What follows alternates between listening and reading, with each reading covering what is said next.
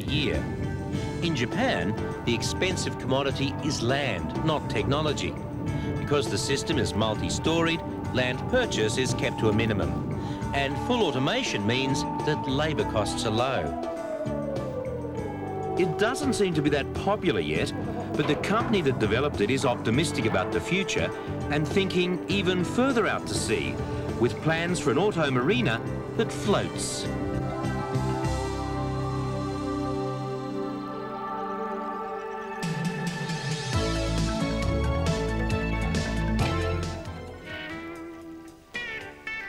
Tonight, it's San Francisco. Another hotel, a day's shooting done, and another to face tomorrow. But that's tomorrow.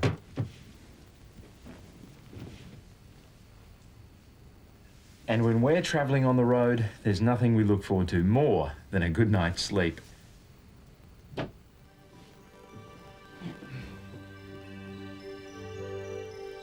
For once in my life, I can justify sleeping on the job. Simon. This story is all about what happens when the lights go out. Simon? Simon? Now, Simon, have you got your... Not things that go bump in the night, but things that go bump in the mind. Simon? Simon? The system might have shut down, but the subconscious is gearing up for the main event. Simon, the plane leaves in half an hour. You've only got half an hour. All passengers should... We all have dreams, and research has shown us that both physically and emotionally, many of us are profoundly influenced by our dreams. But what if we had the ability to know when we were dreaming, an ability to have lucid dreams? Some say they already know how. Well, in the normal dream, it would be just like this. For example, we think we're awake, and we're in a world having experiences. The lucid dream is the same with one additional difference. One says, wait a minute, there's something odd here. Let's say you started floating up in the sky now. Well, I'd say, well, why is that? Oh, that's because this is a dream. And I would realize somehow that what was happening right now is a dream. What? What? Legend has it the techniques employed to have waking dreams were practiced by the so-called dream yogis of ancient Tibet. Using powerful mental imagery, they could enter a dream state where they retained awareness. And in these conscious dreams, they would explore alternative realities and visit peaceful and beautiful places, expanding their understanding of the meaning of life. Today, apparently, there's the technology ticket. Lynn Leviton is a research assistant in the Stanford University project, preparing to enter the lucid dream world. The sensors are placed to detect Lynn's rapid eye movement, or REM episodes, during her sleep. That's when most dreams occur. Although she'll be asleep, Lynn will be conscious of the fact that she's dreaming.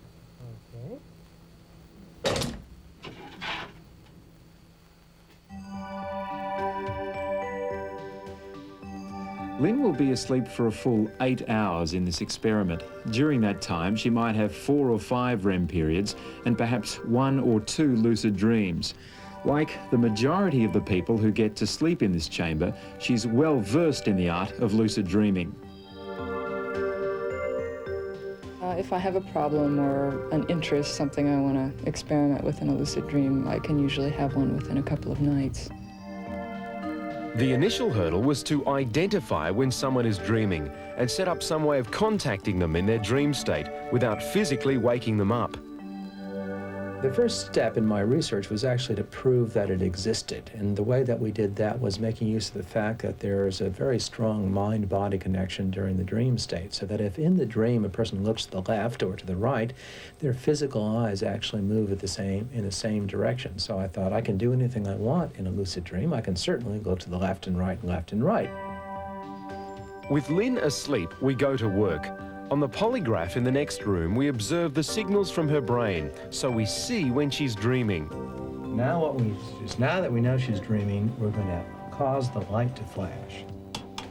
Dr. LaBerge then triggers a flashing light in Lynn's eyepiece. This acts like a reminder, a signal to tell her she's dreaming. She then seemingly responds. Now here's a lucidity signal. Okay, so this means left, right, like that. So it means I've got the message. I know it's a dream now. So Lynn is now lucid dreaming, in control of her dream destiny. It's a recurrent feeling in a lucid dream of really incredible freedom and beautiful panoramas, you know, trees, oceans, mountains, and floating up underneath the sunshine, just feeling absolutely ecstatic.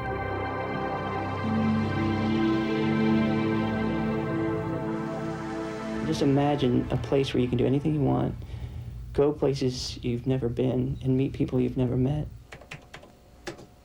Aaron Hill is also consumed by lucid dreaming.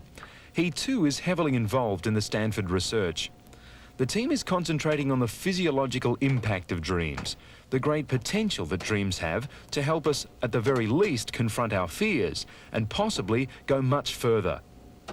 With the idea that if we can get an extensive map of these mind-body relationships in the dream state, this could perhaps be applied to psychosomatic medicine and perhaps to facilitate healing.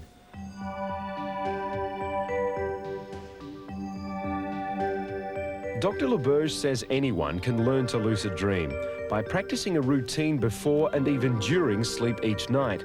It depends largely on the motivation of the individual and I guess your attitude to the concept of waking dreams. But there's no shortage of willing participants. Lucid dreams need no longer be the domain of a well-trained minority. It may be that teaching yourself to actively participate in your dreams is enough to open up that world to you. If not, then the Dream Light may be the answer. This device is the first commercial spin-off from the research. If you like, for the uninitiated, it's a bit like a bike with trainer wheels.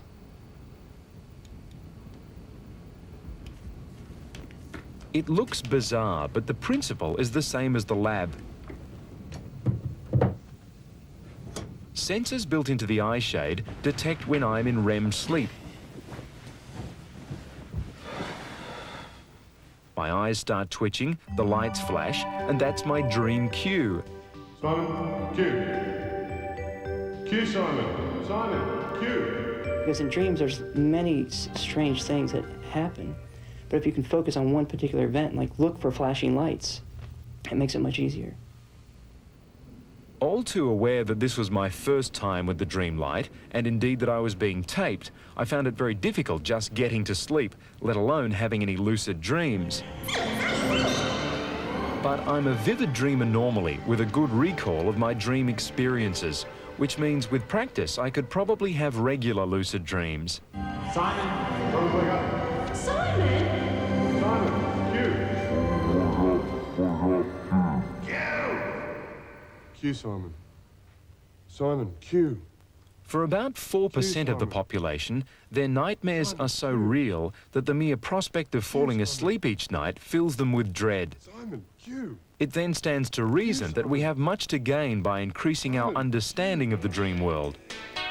Simon, cue. Simon, cue. Realizing it's not real not only means it can't hurt us, but it can help us. Name means perfumed harbour. Described as a barren rock when the British first planted their flag in 1841, it is now far from that. It's the world's biggest shipping port and third largest financial centre. It's also an increasingly nervous gateway to China, with its sovereignty soon to be handed back to the mainland. Hong Kong may not be looking forward to 1997, but it's refusing to accept the changeover lying down. While many citizens are deserting the territory, those left behind have decided to spend up big. Here, they talk in billions, not tens of billions, but hundreds of billions of Hong Kong dollars, on a series of huge projects that have their future rulers asking, where's the money coming from? Congestion at the existing international airport has exploded into a $130 billion grand plan called PADS, the Port and Airport Development Strategy. And the Hong Kong government has spared no expense on the latest computer animation to visualise the dramatic developments. The first aim is to build a new airport. To service it, there's to be a new town of 100,000 people. To give access, road and rail links from all over Hong Kong will include 2 enormous bridges. And because shipping is so important to the territory, the port will be more than doubled from extensive land reclamation. The unique thing about the whole PAD's strategy is the very short timescale within which it has to occur. But that's not all. At the same time, in 2 separate projects, they plan more reclamation in front of the present CBD on Hong Kong Island and opposite along the Kowloon waterfront. Flying into Hong Kong each year has almost 18 million passengers on the edge of their seats as 300 planes a day fly low over the Kowloon Peninsula to make a sharp right-hand turn to line up with the runway. Apart from the people living under the flight path, this airport will be at capacity by 1993. The new airport will be attached to the north coast of the territory's biggest island, Lantau. It will have 2 runways capable of handling 70 aircraft movements each hour, 24 hours a day. But just off Lantau is a much smaller island, Chek Lap Kok. Unfortunately, it's in the way. We've got to completely remove this island just here, down to a level of 7 metres above the sea. We've got to blast it into pieces of rock no bigger than this. That may require sophisticated blasting techniques, but the size of rubble is vital. It's got to be dumped in the bay to create the platform for the new airport. The other problem is that underneath us, on this test embankment, is 10 metres of very soft mud that will settle and will go on settling for 10 years unless we treat it in some way. And that's got to be done in 2 years. The fine clay, almost in suspension under the water there, has to be dried out. And the PAD's engineers hope to do that with plastic pipe, 10,000 kilometres of it under the airport. These pipes won't be horizontal, they'll be vertical. Quite simply, the weight of the fill from the island will force the water out of the clay silt to the surface. Already, a series of boreholes at a test site on the island have proved the feasibility of this approach. For 8 years, geotechnicians have been climbing 4 metres down to sea level to measure the pressure of the water in the soil and also to gauge the compression of the fill already blasted out of the island to construct the test embankment. Preliminary suction dredging to remove the suspended silt will speed up the initial works. The new airport will cover more than 1,000 hectares. That means this bay will almost disappear. And so too will a way of life that's been carried on for centuries in the tiny fishing village of Tung Chung. Already members of this community are beginning to leave. They'll be replaced by 30,000 airport support staff by 1997. And beyond the turn of the century, that number will grow to 100,000. The northern coastline of Lantau Island will be dramatically changed. This idyllic panorama will be transformed into 16 kilometres of a 6-lane expressway and a high-speed rail link towards 2 suspension bridges. The larger will have a span of almost 1,400 metres, making it longer than San Francisco's Golden Gate Bridge. Called the Lantau Fixed Crossing, the bridges and ancillary works alone are costed at 10 billion Hong Kong dollars. To maintain its lead as the busiest container port in the world, the Territory Administration also plans to expand terminal capacity 5-fold. Because 70% of Hong Kong is mountainous and unsuitable for development, they're making more land out of the sea, dredging sand to create deep water channels and using it to provide the fill for the new container facilities. The mainland Chinese have been opposed to such big projects all happening at once, fearful that they will be left to pay the bill. But with $70 billion in reserves, the Hong Kong government is adamant about the future. We're not ignoring 1997, but 1997 is not by any means the end of Hong Kong. The Sino-British agreement clearly states that the special administrative region will continue for 50 years after 1997 with a high degree of autonomy. So this is nothing really to do with 1997. It's just to do with the provision of the facilities for the long-term future of Hong Kong. Whatever happens politically, contracts are already being let. For better or for worse, Hong Kong has entered the 90s, ensuring that the legacy of British rule will impact well beyond. The Lee-Blaine phenomenon has a surreal nature. It's tempting for some to ascribe to it mystical or supernatural properties, to assume it's a message from outer space, a distant galaxy, or a spiritual being. The Salisbury Downs, rich farming country that extends from the town of Salisbury over there to my left, past the ancient and mysterious monument of the Druids at Stonehenge, all the way to Yeovil out west. It's a region that's steeped in the history and the mythology of ancient England. And more recently, another mystery. The literally hundreds of circles and patterns that have appeared in the fields around here in the last year alone. At first, just simple circles, appearing overnight as swirls in the dew-covered barley, corn or vegetable fields. As many as 5 layers folded over in a pattern and surrounded by a wall of crop still standing and apparently unaffected. In some circles, the pattern or swirl of the crop altered, reversing after some days as if sucked up by a giant nocturnal vacuum cleaner, and then gently laid back in the opposite direction. I've taken the inserts out of these 2 fountain pens. Then there were the electromagnetic changes, measured by circle spotters using dowsing sticks. I'm approaching the circle now, and on the edge of it, now, you see that reaction. Strange lights and power failures have been reported to accompany the arrival of the circles, and in the towns and villages, there was talk of UFOs.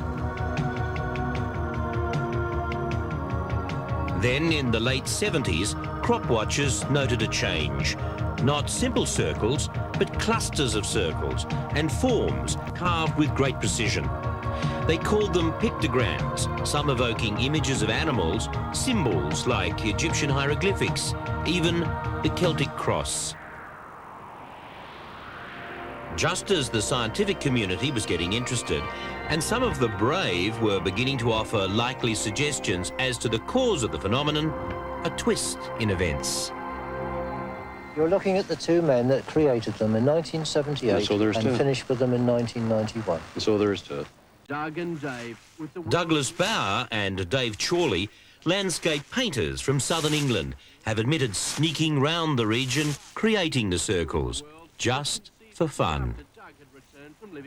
As the world media watched, the old chums produced their scale drawing, a wooden plank, a ball of string, and a baseball hat with a visor, used as a sighting device. But veteran circle spotters Pat Delgado and Colin Andrews insist other, still unexplained forces are at work. We've had cider drinking tractor drivers constructing them. We've had the British Army constructing them for us. We've had helicopters dropped into the field. We've inspected all of these possibilities, but there is absolutely nothing yet. There's nobody in the world can replicate the effects, the symmetry that we see in the genuine formations. These are the crystals. In defence of their theories, the circle watchers say crop samples collected from affected fields show a different crystalline structure to controls. By examining crystals that form when plants are crushed and treated with various enzymes, plant biologists claim to be able to quantify the energy level of living matter. The theory owes more to philosophy than to science, but strangely, when plants from the circles and pictograms are treated using the method, there's a marked difference in their crystalline appearance. There's no doubt those cider-drinking tractor drivers from Yeovil had a hand in creating some of the circles. But there are other unexplained facts. The circles are not limited to southern England. They've been discovered in many countries, in the USA, in Turkey, Australia, and in the rice paddies of Japan. They can't all be a hoax. And what about those electromagnetic effects? There, that's it. Why, for example, would this BBC film crew have noted major interference to their radio signals within a newly discovered crop circle? Just in the centre of the circle. This is the fella that gives so many clues. And there's this, circles in a brittle crop of oilseed rape. The hoax technique demonstrated by the chaps from Chorley would snap it off at the base. This crop is bent without breaking, as if it's been steamed. Those plants were 2 metres high. So this is core Or this, circles within circles. 3 circles forming an equilateral triangle and precisely positioned with respect to man-made features like the tractor tire marks here and the nearby topography. You have here 7 concentric rings here and 48 spokes actually formed by the growth pattern of the plants themselves. This strange growth pattern occurred weeks after the creation of the circle. I think it's absolutely precise. Terence Meaden is the founder of the Tornado and Storm Research Organisation. On Beyond 2000, we were introduced to a scientist who staked his reputation on a theory. A former lecturer in physics at Oxford, Terence Meaden throws out the crazy concepts for the plasma vortex theory. He explained how the land around southern England is perfect for the creation of mini whirlwinds or willy-willies. The airflow in these meteorological vacuum cleaners can reverse, sometimes sucking and at other times blowing down to flatten the crop. He claims the smaller satellite circles are due to friction. Electrons are rubbed off the atoms of dust and crop debris. The ionization process leads to charged particles, which are expelled to Earth and lose their charge when they reach the crop, creating the bizarre patterns. Now, this theory of the vortices, on the surface it seems like the most logical one. Look behind me, the gentle rolling hills. You can imagine on a still night, calm air, a sea breeze blowing over the hills, creating the vortice, which then presses down onto the field of corn or whatever and creates the circle. But there are problems with the theory because when you look at the meteorological data that was collected over the last 12 months in this region, it simply doesn't add up. An extension of the ionised willy-willy theory is this work from Japan. Simon Reeve introduced us recently to these plasma fireballs created by Professor Yoshihiko Otsuki.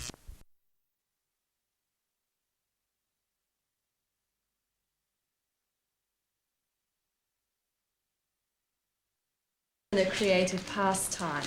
It also teaches dexterity and logical thinking, and sometimes that can lead to great things. Professor Koryo Miura loves origami, and believe it or not, he's using it to solve problems that have some NASA scientists tearing their hair out.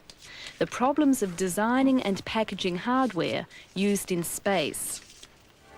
Space structures must be light, strong and compact. And at the same time, they have to be reliable, accurate and easy to deploy. That's a tall order in anyone's language, and people spend thousands of hours on computers trying to fill it. But Professor Miura, who works at the Space and Aeronautical Science Institute outside Tokyo, has designed solar arrays and space antennae. And he's done it just by folding paper. This design was the inspiration for his solar array. We need a very large solar array for the generation of power. What was needed was a way of packing the array of solar panels, which are used to generate power in space, into a small launch vehicle. Professor Miura started thinking about the problem by thinking of the array as a flat piece of paper, which needed to be compressed into a small package. This is a solution Yes. of problem, but it's not smart at all. Looking for a smarter solution, the professor studied various origami designs and found a vital clue in this collapsible origami cylinder. You can see this pattern everywhere, like pattern in this. You see it in folds? Yes, naturally. folding. Yes, this is the natural shape of folding cylindrical shell. He analysed the folding method and found that when he used it to fold two curves, or partial cylinders, in opposite directions, the flat area where the curves merged was transformed into a series of parallelograms. He then tried folding his flat sheet of paper into rows of parallelograms, and eureka! It worked. Everywhere in the surface, composed of the parallelogram, and the repetition of this pattern to this direction and both directions. And you can package very smartly. Professor Miura went on to draw up a detailed design of the solar array, which, when deployed, will look something like this. In the process, he realised he'd also stumbled onto a very smart way of folding maps. Most navigators admit to having trouble getting a map to refold, but Professor Miura's parallelograms will only refold one way, and this is it. The Olivetti company has now